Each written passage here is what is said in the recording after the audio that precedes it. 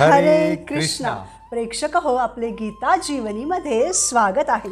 भगवद्गीता जशी आहे तशी, अध्याय 5, श्लोक क्रमांक 8 आणि 9.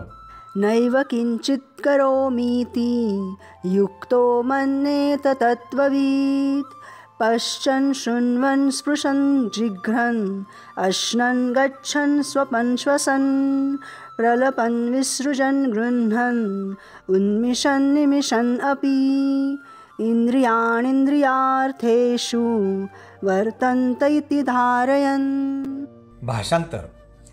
दिव्य भावनायुक्त मनुष्य जरी पाहत असला, ऐकत असला, स्पर्श करीत असला, वास घेत असला, खात असला, हालचाल करत असला, झोपत असला आणि श्वसन करीत असला, तरी त्याला आपल्या ठाई नेहमी माहीत असते की वस्तुतः आपण काहीच करीत नाही.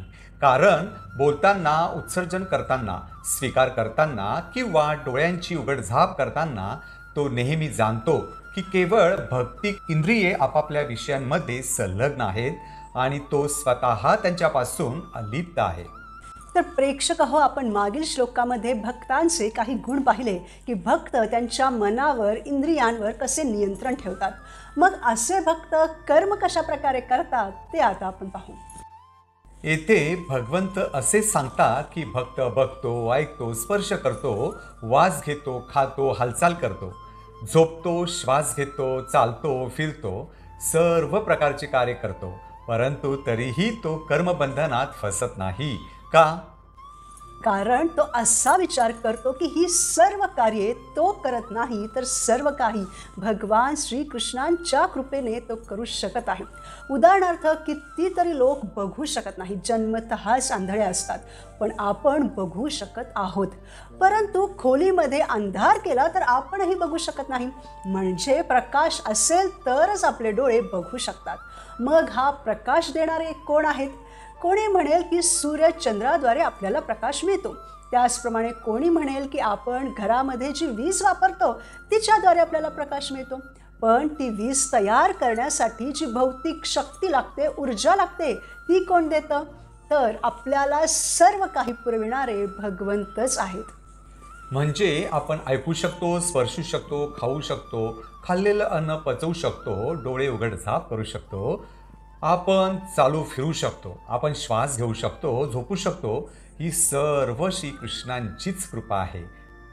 प्रेक्षक हो, आजकाल लोकांना झोप लागत नाही, झोपेच्या गोळ्या घ्याव्या लागतात. पण जर आपल्याला पडल्या पडल्या क्षणात झोप लागत असेल तर ती सुद्धा श्रीकृष्णांचीच कृपा आहे. अशा प्रकारे भक्त हे सर्व जाणत असतो की खरं तर तो काहीच करत नाही. श्रीकृष्णांच्या कृपेमुळेच सर्व काही होत आहे. प्रेक्षक हो, आपण वाईट गोष्टींचा त्याग करू शकत आहोत, किंवा काही तपस्या करू शकत आहोत, किंवा काही चांगल्या गुणांना स्वीकारू शकत आहोत, भगवद्गीतेचं ज्ञान घेऊ शकत आहोत. हे सगळं भगवान श्रीकृष्णांच्या कृपेमुळेच होत आहे, हे भक्त जाणतो. म्हणून असा भक्त स्वतःला भगवंतांच्या दासाच्या रूपात पाहतो, भगवत सेवेमध्ये पवित्र जीवन जगतो. तो भक्त जी काही कार्य आहे ती सर्व कार्ये स्वतःच्या इंद्रिय तृप्तीसाठी नाही, तर जाणीवपूर्वक भगवंत श्रीकृष्णांप्रती समर्पित होऊन त्यांच्या उपदेशानुसार त्यांच्याच प्रसन्नतेसाठी करतो, आणि तेव्हा तो कर्मबंधनात अडकत नाही.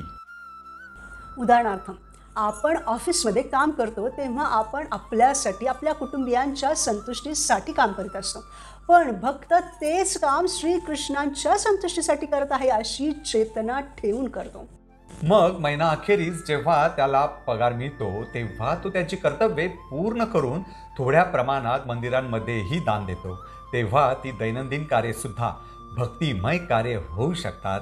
अशा प्रकारे भौतिक भावनेमध्ये इंद्रिय तृप्तींमध्ये मग्न असतात, परंतु कृष्ण भावनेमध्ये इंद्रिय, श्रीकृष्णांची इंद्रिये संतुष्ट करण्यामध्ये मग्न असतात. म्हणून आपण हे जाणलं पाहिजे की प्रत्येक जण आपापल्या कर्माप्रमाणे चालत आहे. आपला कोणाशी काही संबंध नाही, आपला संबंध श्रीकृष्णांशी आहे. मग आपण हळूहळू भक्तीद्वारे स्वतःला प्रशिक्षण द्यायचं आहे, शुद्ध व्हायचं आहे, विशुद्ध आत्मा व्हायचं आहे, मनावर विजय मिळवायचा आहे, इंद्रियांना नियंत्रित करायचं आहे. हे सगळं झाल्यावर आत्मा या संसारातील बंधनांपासून आपोआप दूर होतो. या भौतिक जगातील स्पर्धांमध्ये तुलनेमध्ये आनंद नाही, त्याने काहीही फरक पडत नाही. आपण भगवंतांसाठी आणि मोक्षप्राप्तीसाठी काय करतो हे महत्त्वाचं आहे. त्यासाठी स्वतःला प्रशिक्षण दिलं पाहिजे. म्हणून आपण कोणतेही कर्म करीत असताना मनातल्या मनात किंवा मोठ्याने हरे कृष्ण महामंत्राचा जप करत करत ते काम केलं तर ते कर्म कृष्णमय कर्म होऊ शकतं.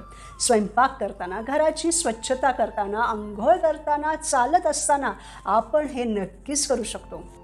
तेव्हा आपण कर्मबंधनात अडकत नाही, तर सर्व काही श्रीकृष्णांचं आहे अशी जेव्हा चेतना होते तेव्हा आपण शुद्ध भक्तांप्रमाणे शुद्ध होतो.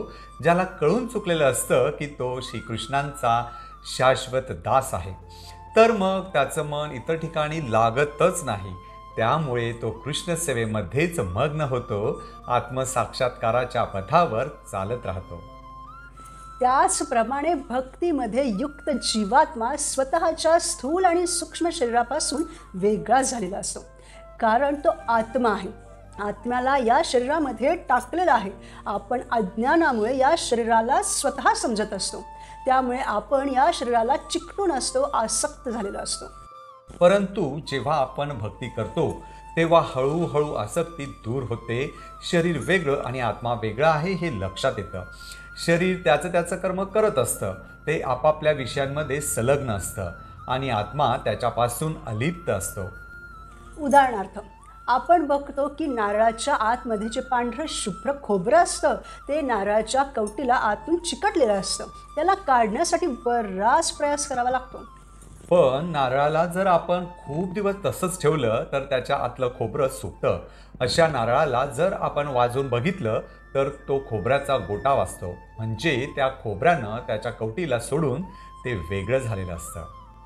भक्तीमध्ये लागलेला मनुष्य सर्व प्रकारची कर्मे करीत असतो, भौतिक कर्मेही करीत असतो. उदाहरणार्थ, इतर लोकांप्रमाणे भक्तही लग्न करतात, मुलांना जन्म देतात, त्यांचं पालन पोषण करतात. परंतु त्यांच्या आणि सर्वसाधारण लोकांच्या चेतनेमध्ये खूप फरक असतो. भक्त सदैव भौतिक चेतनेपासून मुक्तच असतो आणि भगवत सेवेमध्ये सतत लीन असतो. त्याला म्हणतात आध्यात्मिक व्यस्तता. त्यामुळे सांसारिक कर्मांपासून सुद्धा आत्मा वेगळा होतो. जरी असा भक्त शरीर आणि इंद्रियांद्वारे कार्य करीत असल्याचे दिसत असलं तरीही मी भगवंतांचा शाश्वत नित्य दास आहे, भगवान श्रीकृष्ण माझे स्वामी आहेत, या चेतनेने तो ती कार्य करतो. त्याला त्याच्या वास्तविक स्वरूपाची, आध्यात्मिक सेवेची नेहमी जाणीव असते. त्यामुळे इंद्रिये आत्म्याला दूषित करू शकत नाहीत, तर शुद्ध आत्मा या बद्ध इंद्रियांनाच कृष्णांच्या सेवेमध्ये लावून शुद्ध करतो. मग जेव्हा आपल्या हातून पाप घडतं तेव्हा काय होतं? तर ज्याप्रमाणे आत्मा इंद्रियांना कृष्ण सेवेमध्ये लावून शुद्ध करतो, त्याचप्रमाणे इंद्रियांद्वारे झालेल्या पापकृत्यांचा आत्म्याशीही संपर्क येतो. म्हणून बाहेरून म्हणजे शरीराद्वारे पाप करणे थांबविण्यास सांगितले जाते, नाही तर दंड मिळतो आणि तो दंड आत्म्याला मिळतो. जेव्हा आपण भक्ती करतो तेव्हा ज्ञान मिळतं. त्यामुळे आपोआपच पाप कर्मे सुटतात. पाप तर इंद्रियांद्वारे, शरीराद्वारे, मनाद्वारे केले जाते. म्हणजे कोणतेही कार्य करता कर्म, अधिष्ठान, प्रयत्न आणि दैव या 5 कारणांवर अवलंबून असतात. परंतु भक्ताला त्याच्याशी काहीच कर्तव्य नसतं, कारण तो त्याच्या इंद्रिय तृप्तीमध्ये मग्न नसतो, तर श्रीकृष्णांच्या दिव्य प्रेममयी सेवेमध्ये युक्त असतो. उदाहरणार्थ, आपण सगळे झोपतो तेव्हा आपण स्वप्न बघतो. आपले शरीर झोपलेलं असतं, परंतु स्वप्नामध्ये आपण खूप वेगवेगळ्या गोष्टी बघतो. कुठून तरी फिरून येतो, जंगलात जातो, सोन्याचा डोंगर बघतो इत्यादी. परंतु आपण तेथे नसतो, तर झोपलेला असतो. आत्माही तेथेच असतो.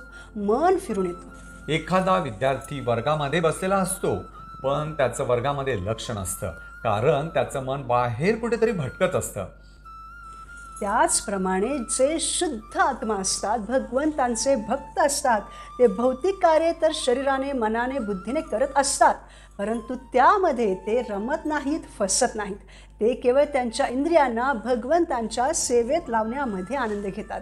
त्यामुळे ते सगळीकडे भगवंतांना पाहतात. इतरत्र काही घडत असेल तरी ते त्यापासून अनासक्त असतात. ते भौतिक इंद्रियांच्या कार्यांपासून कधीच प्रभावित होत नाही, तर कृष्ण सेवेकडे आकर्षित होतात, कारण ते जाणतात की आपण भगवंतांचे नित्य दास आहोत. त्यामुळे ते पूर्ण सृष्टीला कृष्णमय पाहतात. परंतु काही लोक असतात की जे श्रीकृष्णांच्या संतुष्टीसाठी नाही किंवा स्वतःच्याही संतुष्टीसाठी नाही तर समाजाच्या संतुष्टीसाठी कार्य करीत असतात. परंतु प्रेक्षक हो, श्रीकृष्णांना संतुष्ट करण्याच्या कार्याने समाजाचीही संतुष्टी साध्य होऊ शकते. उदाहरणार्थ, जेव्हा सीतामाईंना रावणाने पळवून लंकेतील अशोक वाटिकेमध्ये बंदिस्त करून ठेवलं होतं, तेव्हा सीतामाईला श्रीरामांकडे परत आणण्यासाठी वानर सेनेने त्यांच्या क्षमतेपलीकडे जाऊन रावणाच्या सेनेशी युद्ध केलं. त्याने केवळ रावणाचाच वध झाला किंवा सीतामाईंची सुटका झाली असं नाही, तर त्याचबरोबर लंकेतील रहिवासी तसेच रावणाने बंदिस्त करून ठेवलेल्या राण्याही मुक्त झाल्या. म्हणजे आपण बघू शकतो की जेव्हा भगवंतांच्या संतुष्टीसाठी कार्य केली जातात, तेव्हा समाजाची ही संतुष्टी साध्य होते. किंवा एखाद्या चित्रकारानं राधाकृष्णांचं सुरेख सुंदर अप्रतिम चित्र काढलं तर त्यामुळे त्या चित्रकाराला मिळणारं समाधान पैशात मोजता येत नाही. त्याला भगवंतांची कृपा तर मिळतेच, पण त्याचबरोबर जे कोणी ते चित्र बघतात त्यांनाही भगवंतांचं स्मरण होतं, राधाकृष्णांबद्दल आकर्षण निर्माण होतं, त्यांच्याही आत्म्याला प्रसन्नता प्राप्त होते. अशा प्रकारे श्रीकृष्ण जेव्हा संतुष्ट होतात तेव्हा संपूर्ण सृष्टी संतुष्ट होते. ज्याप्रमाणे झाडाच्या मुळांशी पाणी घातल्यावर संपूर्ण झाडाला पोषण मिळते, त्याप्रमाणे. म्हणून प्रेक्षक हो, जीवनात आनंदी राहण्यासाठी आपण रोज जी काही कर्मे करू शकत आहोत ती करताना, म्हणजे आपली भौतिक इंद्रिये भौतिक विषयांमध्ये संलग्न असताना ती करण्यासाठी भगवान श्रीकृष्णच आपल्याला कृपा देतात हे आपण जाणलं पाहिजे. आणि म्हणून आपण भगवंतांचे नित्यदास आहोत याची जाणीव ठेवून प्रत्येक कर्म भगवत सेवेमध्येच केलं पाहिजे. पुढील भागात आपण भगवद्गीतेच्या 5व्या अध्यायातील पुढील श्लोकांवर मनन करू. आपली इंद्रिये भगवान श्रीकृष्णांची इंद्रिये संतुष्ट करण्यामध्ये मग्न ठेवूयात. सदैव मुक्त राहूयात. धन्यवाद. हरे कृष्णा.